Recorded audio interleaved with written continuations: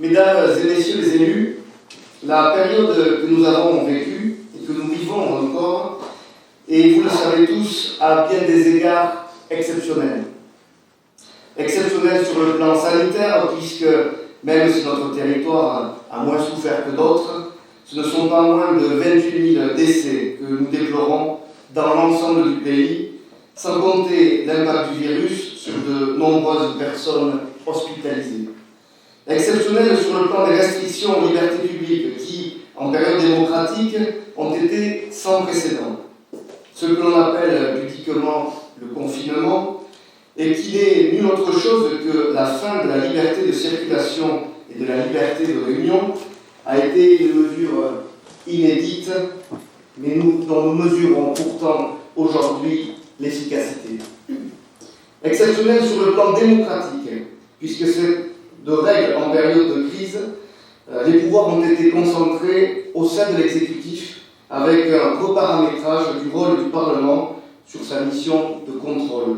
Et puis, nous le savons ici, une mise entre parenthèses pendant quelques semaines de la démocratie locale.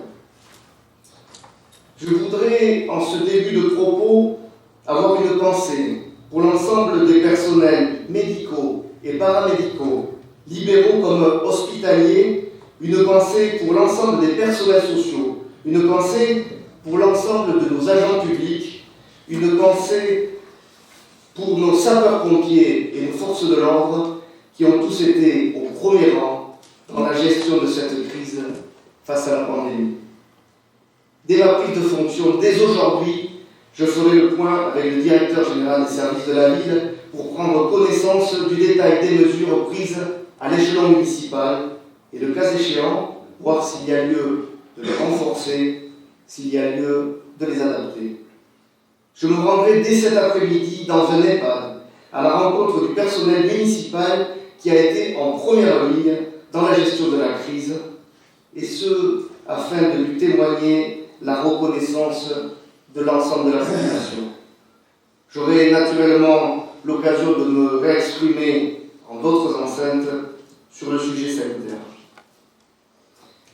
Mesdames et messieurs, chers collègues, je pense que chacun d'entre vous imagine l'émotion qui me traverse au moment où le conseil municipal que vous formez collégialement, représentant en cette enceinte le peuple des citoyens de Dax, vient de m'élire maire de notre cité pour les 6 années à venir.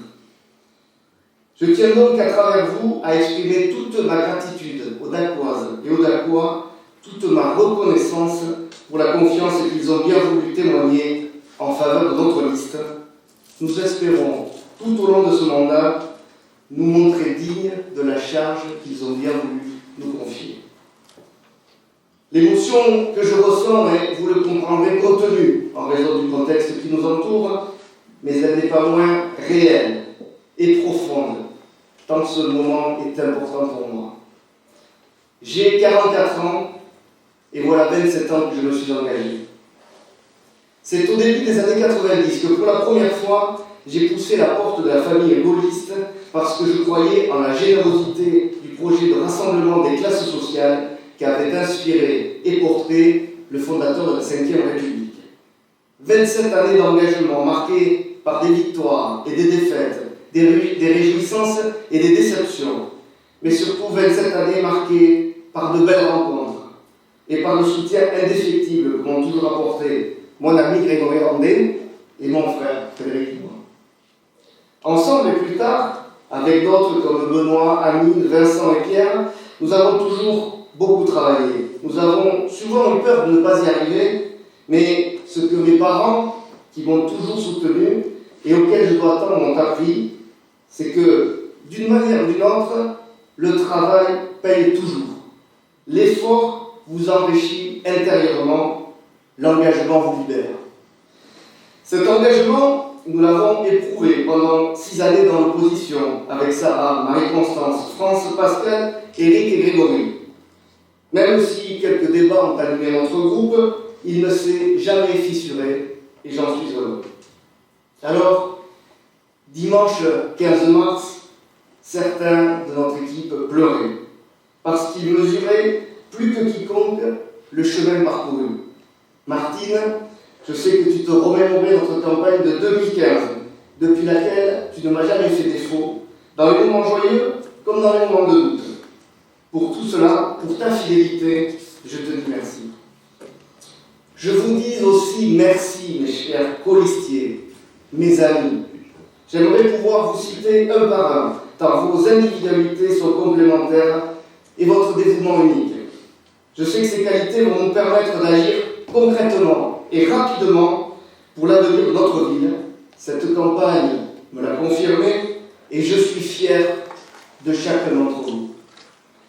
Mais surtout, même si vous le savez, je n'ai pas l'habitude de parler de ma vie privée, je voudrais vous dire combien durant ce périple qui dure depuis des années, j'ai pu compter sur une personne unique, mon épouse Caroline, qui a fait tant de sacrifices familiaux et qui, avec nos enfants, a toujours su être là pour m'accompagner, pour me rassurer et pour me réconforter.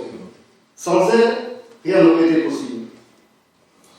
Alors, mesdames et messieurs, en ce jour où je prends mes fonctions, je pense naturellement à Dax, cette vieille ville au passé si ancien et si riche, née sous l'Antiquité et sous les Romains, qui s'est au fil du temps forgé une place à part entière dans l'histoire régionale et nationale.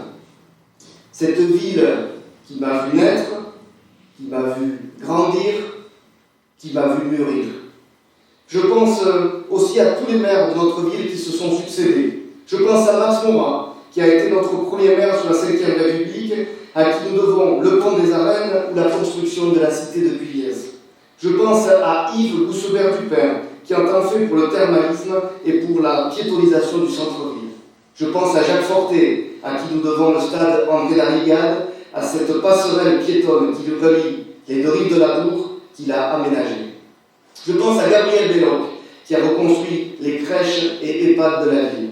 Je pense à Elisabeth Bourgeon, qui a lancé le projet de centre aquatique. Chacun, à sa manière, avec sa sensibilité, aura contribué à faire de notre ville ce qu'elle est aujourd'hui.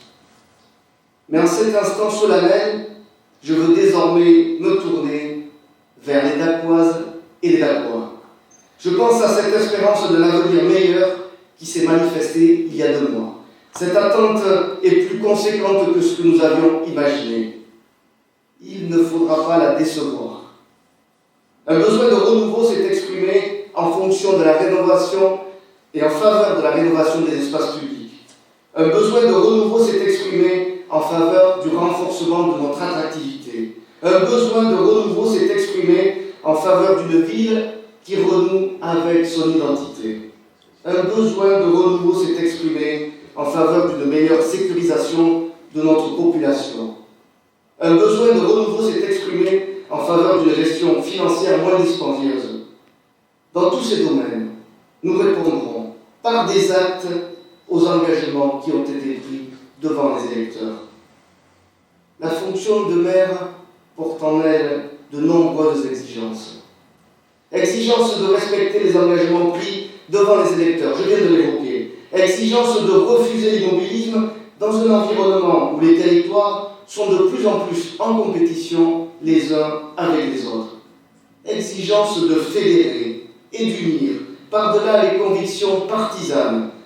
Car pour construire le Dax de demain, nous avons besoin de toutes les bonnes volontés.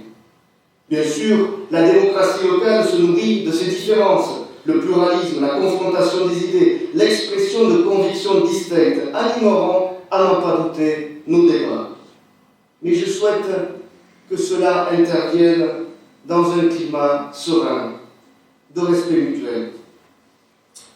Avant de terminer, je voudrais dire à Madame Bourgeon et à son équipe que je mesure la déception qu'ils ont ressentie et je voudrais les remercier au nom des Dacquois pour leur engagement au service de notre ville. Le 15 mars, il n'y a eu qu'une seule victoire, celle d'une ville fière qui ne veut pas décliner. À cette ville qui ne veut pas renoncer, à cette ville qui veut se redresser, à cette ville qui veut reconquérir sa place et son rang, je veux redire, 2 mois après notre élection, ma détermination totale. Alors, vivons Dax et construisons ensemble le renouveau.